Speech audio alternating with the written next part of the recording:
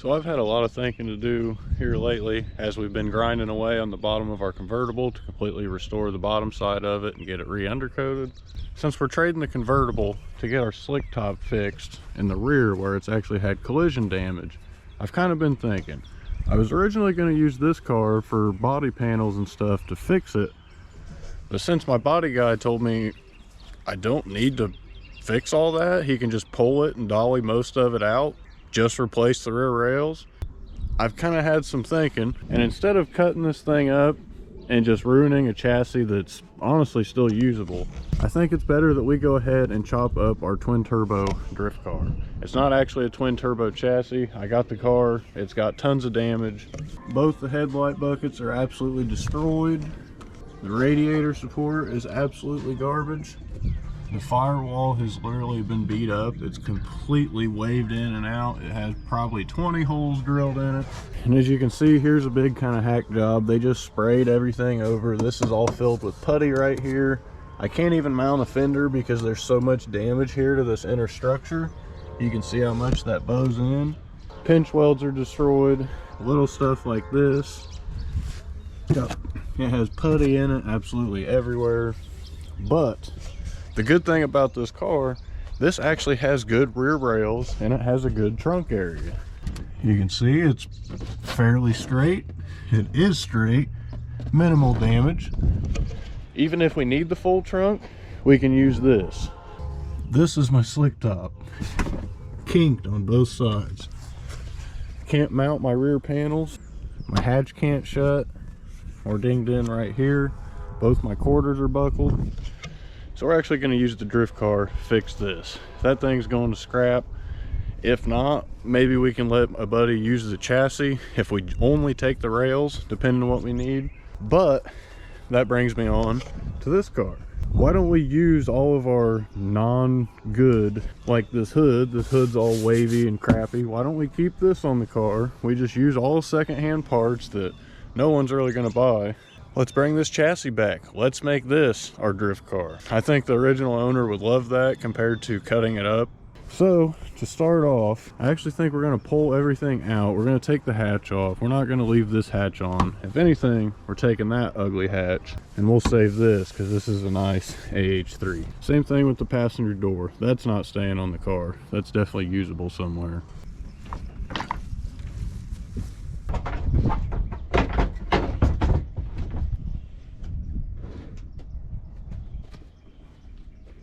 It actually looks like we already got our choice dash in here.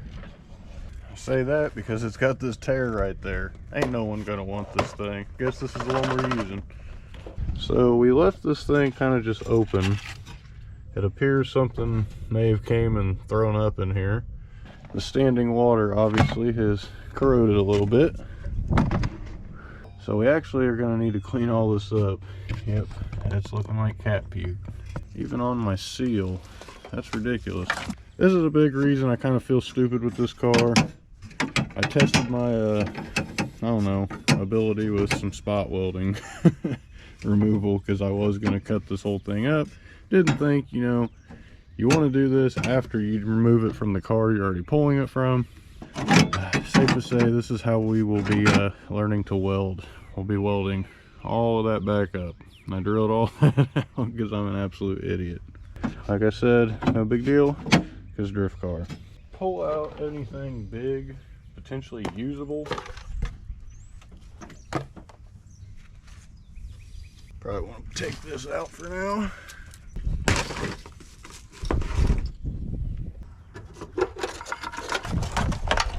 Well, I'm not going to unplug my power that's charging everything, so we'll just do this the old-fashioned way.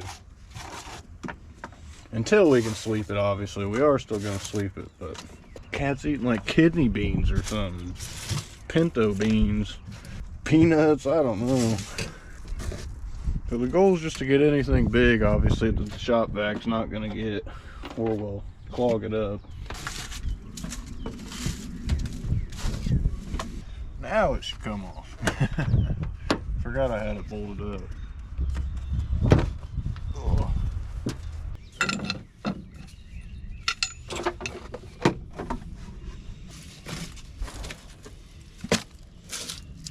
We just went and found 2 of the doors that we had back in our storage. Here's one of them that I need to kind of sort out. The passenger window motor is bad, evidently. I can't roll the window down to get the door panel off. It's kind of annoying, but it is what it is. So while we wait on everything to charge up in there so we can pull our extension cord out and sweep, let's put the doors on, maybe the hood, maybe a hatch.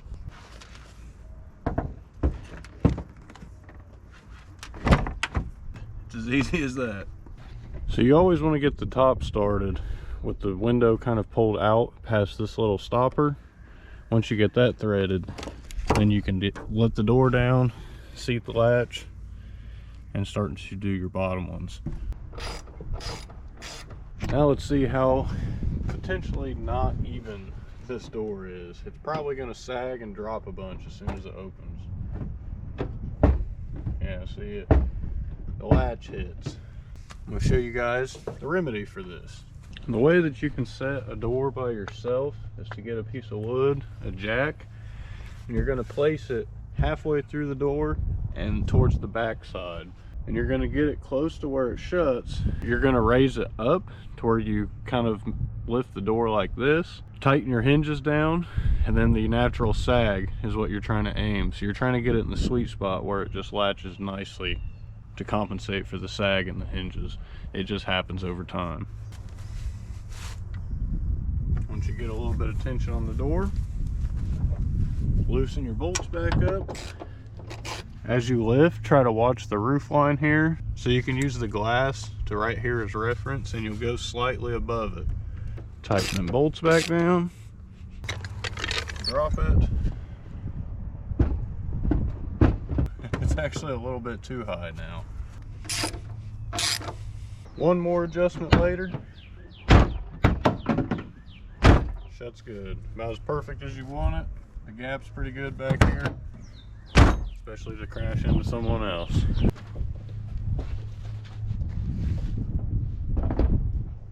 Finally managed to get it bolted on. Pop that wiring grommet in. We did one attempt at resetting. Ah, perfect. Let's take that wiring harness for the door and just plug it in. Same thing goes for over here on the passenger side. So we're here to get the hood hinges, as we just pulled the hood off, obviously.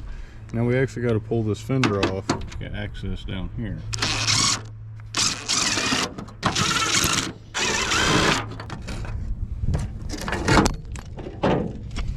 Nice. Pull in a bolt. That's definitely script. We're not reusing that. That's more like it.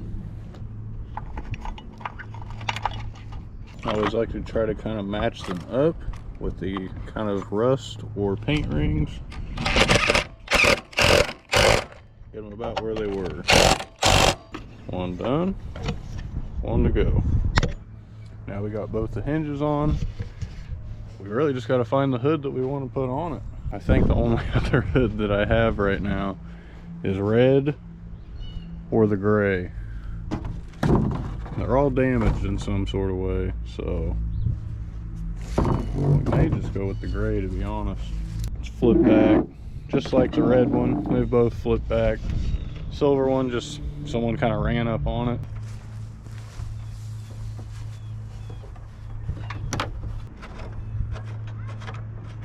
Get them at least finger tight, then you can do your other side. So far, this is the best solo method that I figured out. You don't always got people around to help, so you got to make do with what you got. Now, let's see how well the hood shuts. Don't have a latch, so it's not going to latch, obviously. Nothing's actually in the way. I think the hood's just dented inwards. Oh, there we go. Something was funny there. Now it sits as it should. So for us to get the hatch out, we have to take the hatch struts off, but to get to the hatch hinges, we have to take the headliner down. And to do that, you have to at least pull this rear bar that's held behind these quarter glass pieces which to get those off, you have to take the pieces off down behind the rear seats. So we're pretty much just gonna pull everything out of here real quick and get on to hopefully getting this hatch out with the quickness.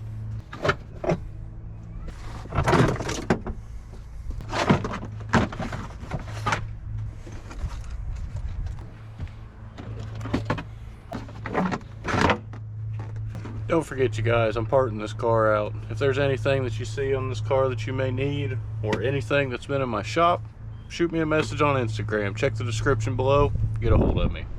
I've got way too much stuff now.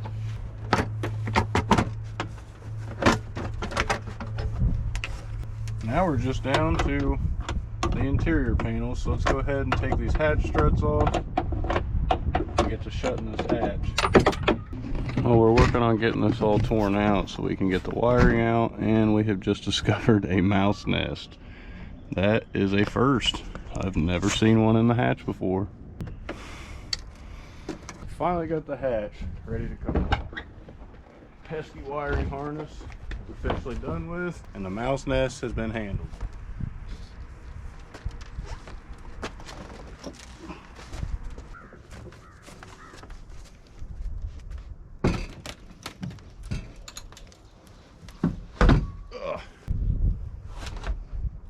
So what we're doing here before we move on is we're actually seating the hinges to make sure that the bolt holes actually go into the hatch area. Because then, once you do that, you're able to kind of center your hatch up about where you want it. You don't want it too close. If you got it too close, your hatch won't be able to open. Now it's all mounted. Gap isn't terrible. Now is probably a good time to get our hatch struts on. For one of the more personally exciting parts for me, check it out, hood struts are on. Now let's go hook up our shop vac.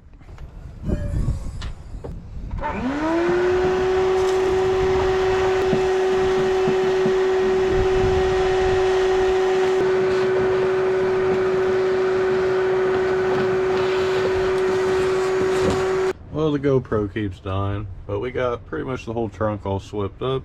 It's looking pretty nice. We'll wire brush some stuff and we'll brush it in general. Before we move to the front, I think it's a good time to go ahead and add an extra addition to this. I found out when removing this, it's completely busted. Why not put these clear JDM style on this car? If we ever have a leak, we know it's up here because there wasn't really a whole lot of urethane there.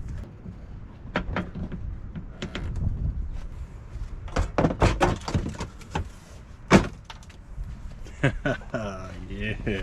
Let's drop the hatch and see where it's looking.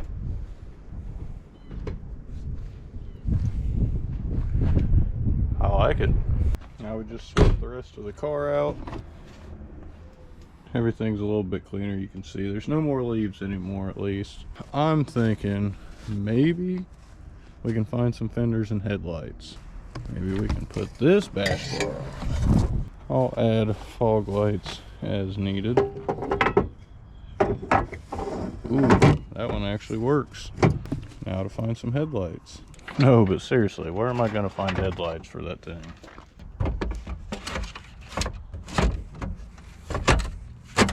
So we just went and just threw the fender on for a rough fitment.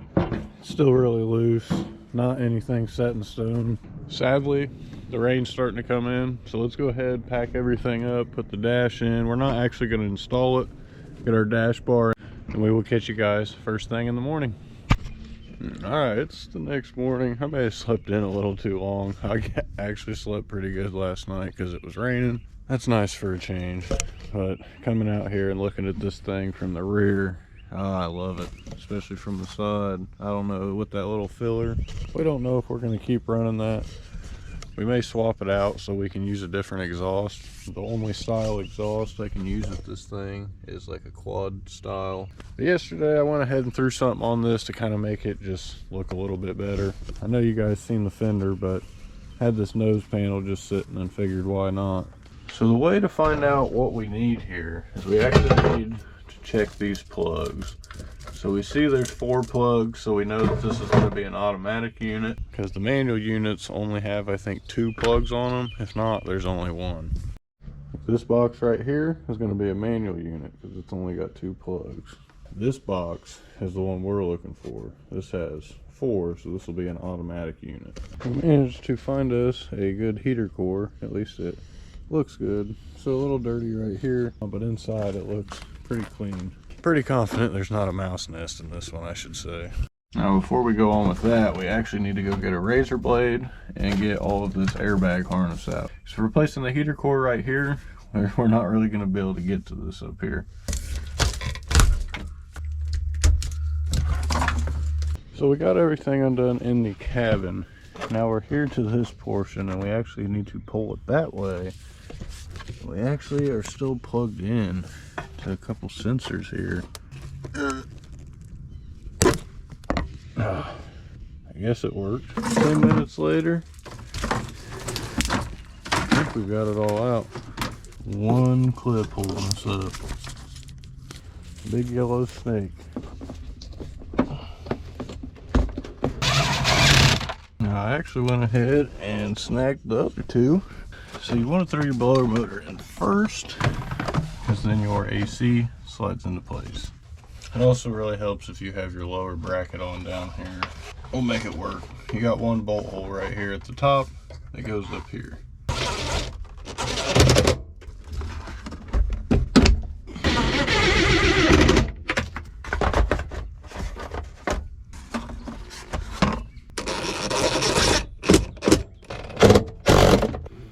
All our HVAC's in now, other than this front piece. Throw this dude on.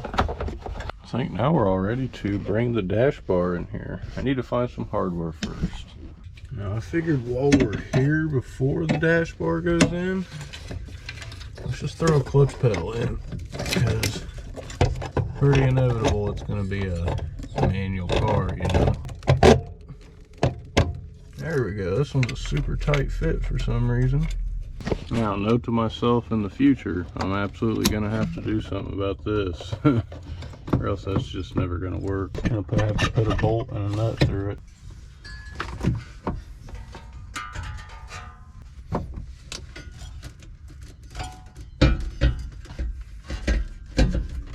That was fairly easy. The 3 bolts over here on this side are the trickiest in my opinion. A lot of times it just doesn't want to line up. And about just as I was mentioning, I can't even get these threaded in. So far I only got 1. It appears the steering shaft is pulling out slightly. So now I gotta find a way to try to get it wedged back. Probably an inch. What the heck? So I went and grabbed another steering column. Actually, I think the dash bar and the column both came out of this car.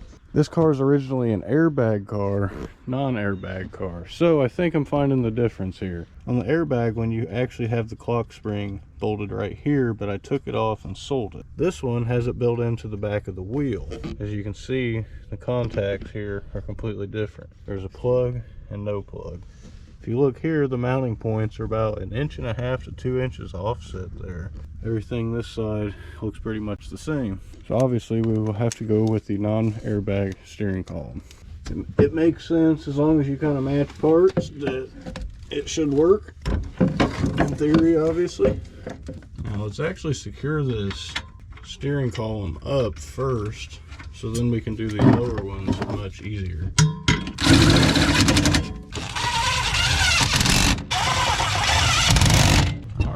Steering column's in. Now let's grab some hardware for here. Let's reconnect our ignition and all that. Wheel is on. Everything's mounted up. Everything's plugged in that we can plug in. Got a couple extra connectors and whatnot. Don't think it's a big deal.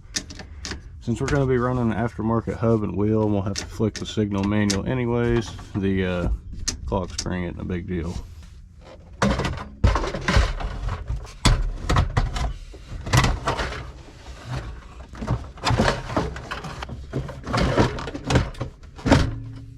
There's that snap. Now I need to go look for the cluster to find the appropriate one. We're going to bolt down a couple pieces here on the dash wherever we can. And we're just gonna get this little surround here, enough to just, you know, work, obviously. Got all that together. I'm gonna get a 3-pod gauge pod for the A-pillar up there to benefit usage of just space and to see my gauges a little bit better. And now we've also got a couple other things out here that we can start to put together. Let's start with the headlight.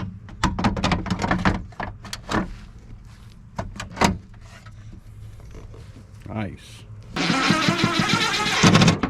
Now, we haven't tightened the top one down yet because we're still getting pretty close here.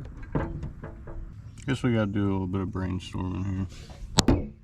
Well, we actually had to throw the red fender on off our drift car because we didn't want to kink and damage this one, since this is literally like a mint fender. These are getting hard to come by. We did, however, on the other side, we went ahead and threw the driver's side black one on. It went on pretty well, fits up well, door opens nicely. No worries there. So we're good on the driver's side.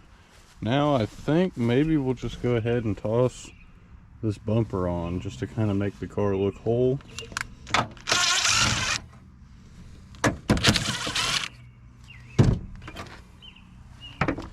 Wonder if this bumper bracket's even gonna line up. Didn't think so. Let's install our edge bolts. This is the only thing I've ever found to actually work at securing these KVD bumpers. Don't get your hopes up, it's not staying. Now that the bumper's on, it actually kind of fits nice over here. Now let's take the wheel off. So we actually have one more thing that's really all that we want to get done today. You know, I was going to say the biggest thing I'm struggling with is keeping this thing in place over here as I move this side. But literally, I think we just set it up exactly how it needs to be. Install your bracket, literally just lay it on, and then I'm going to have to impact it from the bottom side. Now we've got one side secured, we need to work on rotating this side and getting this U-joint to fit on the steering shaft. This is probably one of the worst jobs you can do on about any car. Looking like we got to use the hammer method. I'm afraid we're not going to be able to get the steering rack in today. I think we've pretty much completed everything that we want to get done today, other than this. Let's see if we can put these on, just to lay them on before we go back to riveting them back on, because they have been riveted previously, so will be pretty easy to install. It goes on, but not very nicely. Still need to do some adjusting up here on this fender. See if we can do this side. This side is kind of like a little deformed from sitting outside so long.